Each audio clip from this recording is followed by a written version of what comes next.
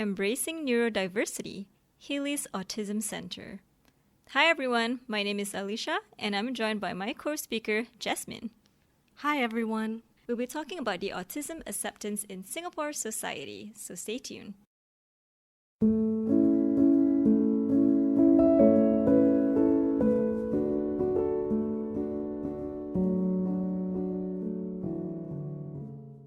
So we'll be talking about 4 subtopics today, which are the potential questions that the general public may ask about autism, misconceptions that they may have, what acceptance looks like, and what society can do to move to being a more accepting society.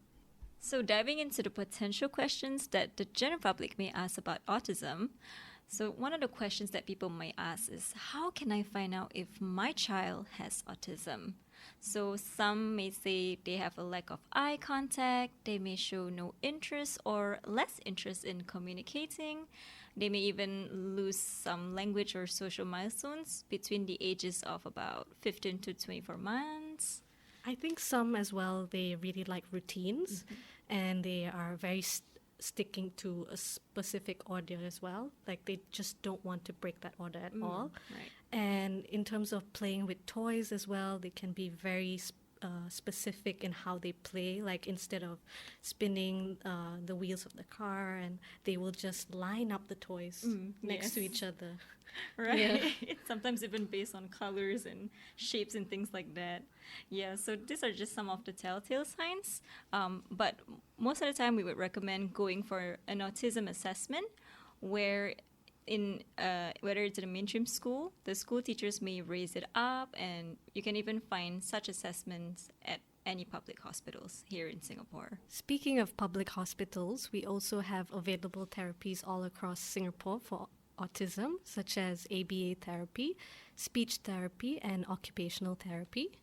We've also got EPIC centers, or also known as early intervention centers. We've got SPED schools, and even for the mainstream schools, we've got AEDs where they're able to help children with autism be able to integrate and be able to just fit into the mainstream curriculum.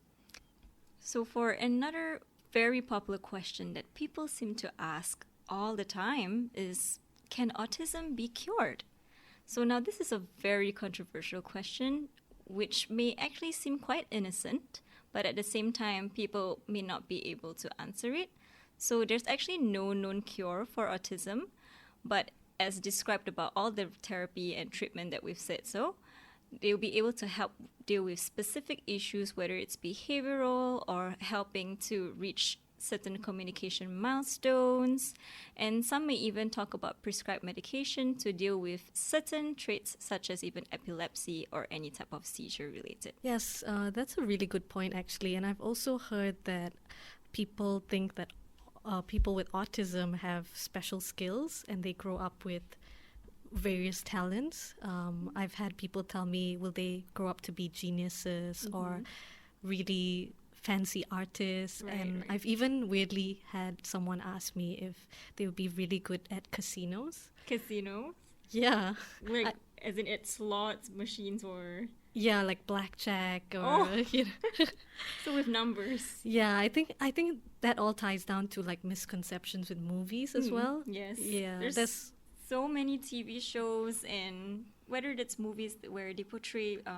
an individual with autism as having some special skills, whether they're really good at details and things like that, or they're because of them being so meticulous and organized, they have some special powers as portrayed on such TV shows like this. And it does give off quite a lot of misconceptions that people may have.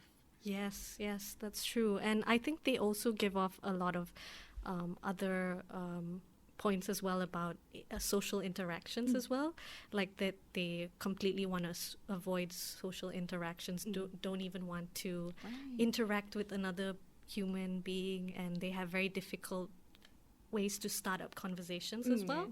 Yeah, and you know, it also ties in with, do they actually have feelings as well, you know, because they can't, I don't know if they can portray it well, you know, and it doesn't come across.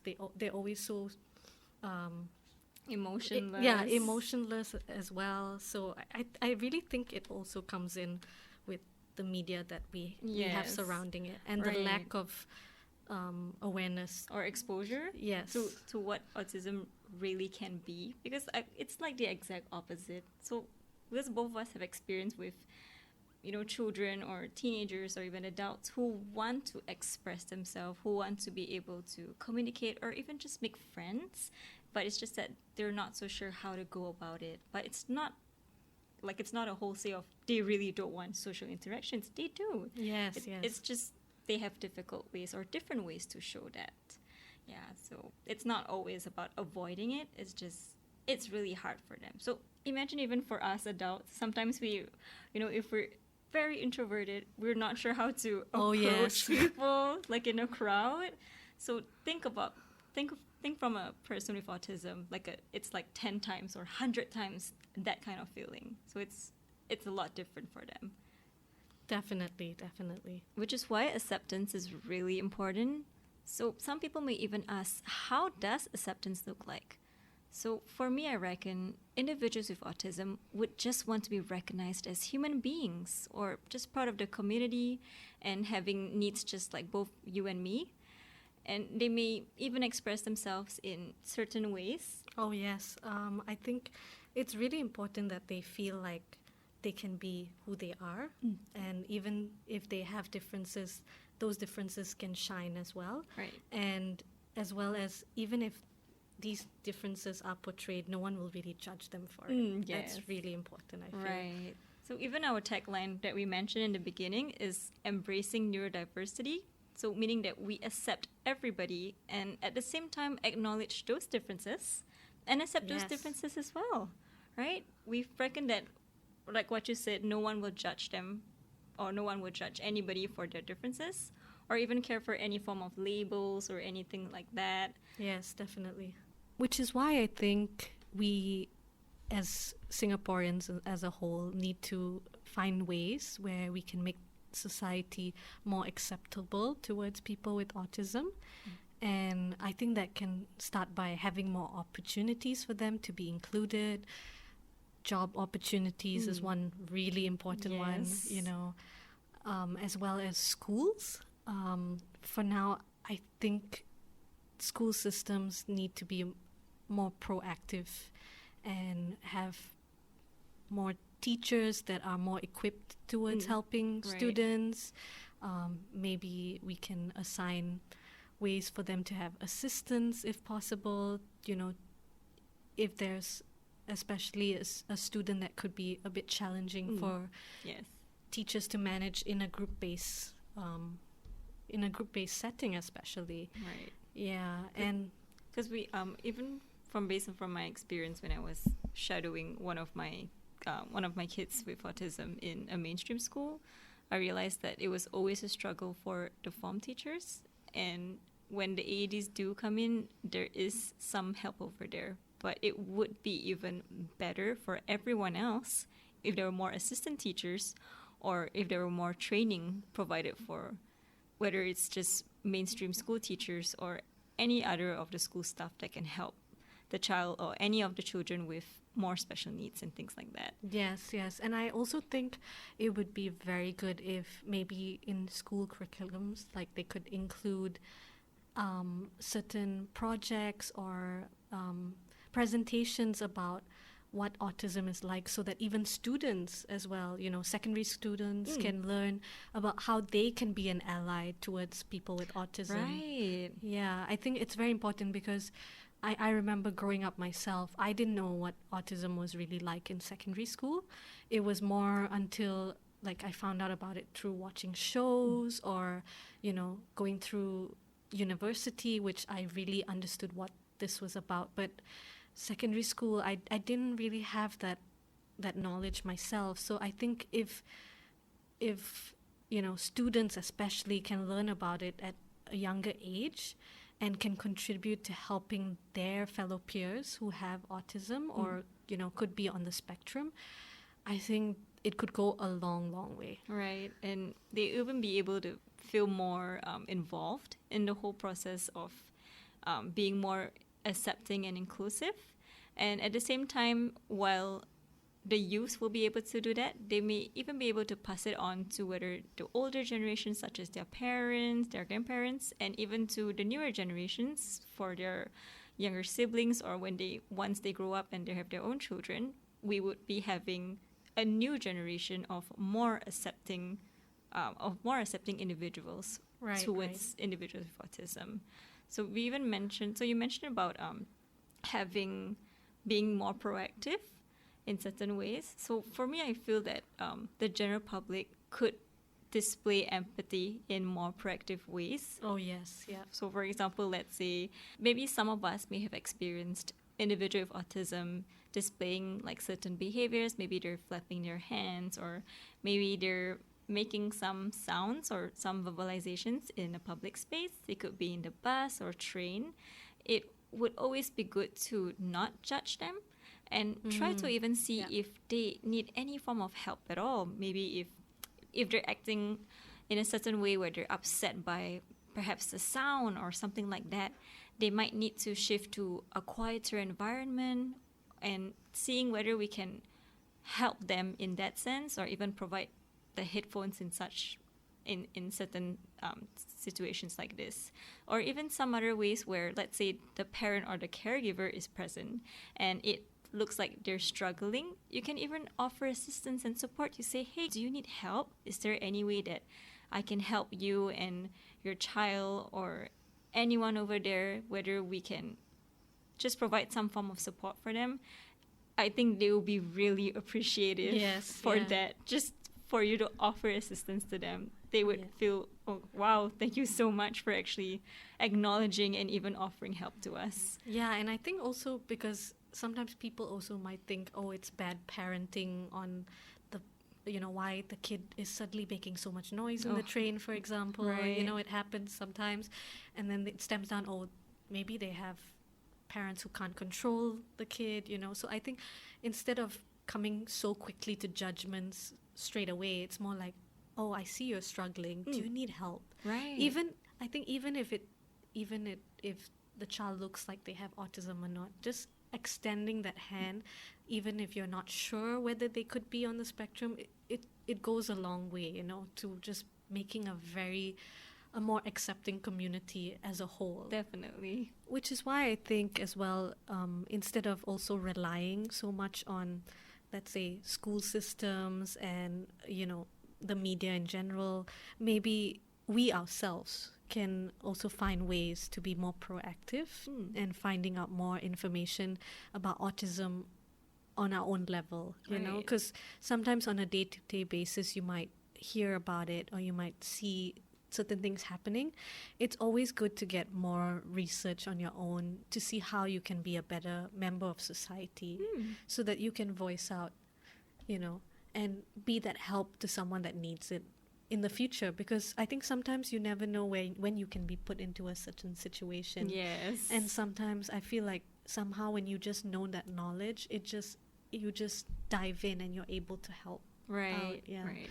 So I think, for example, a lot of people, who maybe know CPR or they know sign language. Yes. Sometimes people think, oh, maybe this is a skill I'll never be able to use. But when the opportunity arises, you'll be the most helpful person there. Everyone would say, wow, exactly, you're the superhero here. You can do it. So, which is why I think it's very important as a general basis that if we have this skill, at some point or another, it'll be very good to just jump in and be like, oh, okay, here's what I can do for you. You know, I see you're struggling. Let me help you out. Right. And we've got something that we didn't have maybe 10 years ago. We've got access to so much information all around the world. We have Google.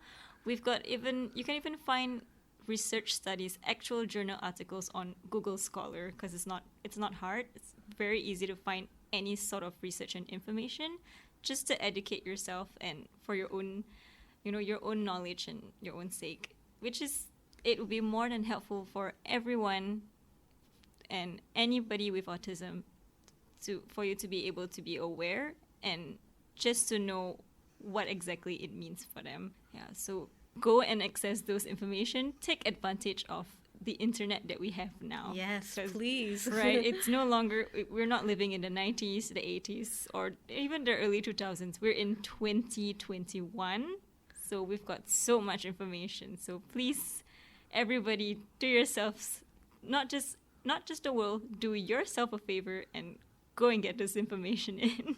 Yes, and I think it's also important to know that, if, let's say, you're very confused with what media portrays because there's all these backlash against the autism community, Right. sometimes the internet can be very positive, but it can also have a lot of negative opinions. Right. You can always maybe reach out to another person and ask them what their thoughts are and Yes. how, we can do better in Singapore as well. I think a lot of people have different opinions, and sharing, for one, and bringing that topic up to other people is so good, because if you also have a specific knowledge set on autism, and maybe you speak about someone who does have that Right. knowledge, or even someone who doesn't have that knowledge, right. get that conversation going. You help to at least educate one another. Yes, and I think it's so beneficial, at least even for myself, as a behavior therapist myself,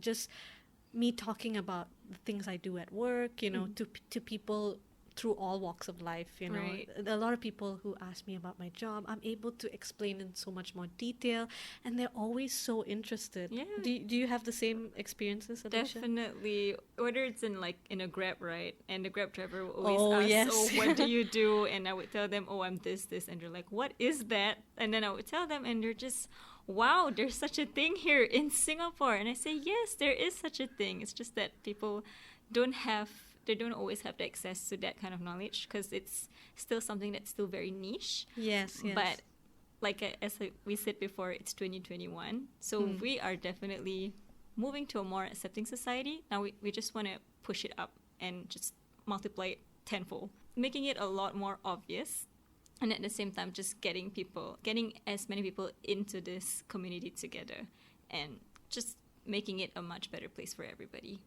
I love that. You summarized that so well. Right. Thank you so much, everybody, for tuning in to this podcast. We've had such a great time. I'm happy to be able to talk to my dear co-speaker here, Jess. Yes, thank you so much, everyone. It was such a pleasure to talk about this, and I really hope that this is the gateway towards making autism in general like we have more accepting society in the future. I really hope so. Right, specifically in Singapore society. So for more information, do check us out at our website, healisautism.com. That is HEALIS, Healis Autism, as well as our Instagram handle at Healis Autism. And for more information or inquiries, do contact us at our email, contact@healisautism.com. Thank you.